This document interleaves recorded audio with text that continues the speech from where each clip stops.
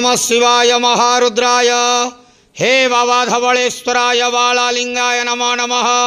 दीपं यदि परं ब्रह्म दीपं यदि जनार्दनः दीपहरतु मे पापो पूजा दीप नमस्तुते। धवलेश्वराय बालालिंगाय नमो नमः। संसार सुखी रखंतु।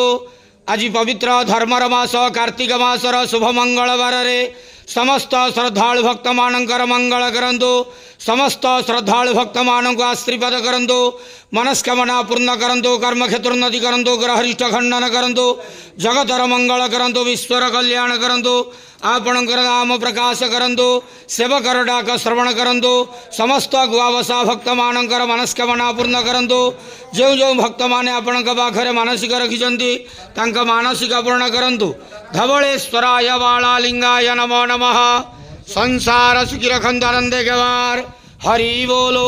आज धर्मर मास कार्तिक मासर शुभ मंगलवार रे समस्त श्रद्धालु भक्त मानकर मंगल करंतु आनंदे गवार। हरि बोलो। बाबा धवलेश्वराय बालालिंगाय नमो नमः।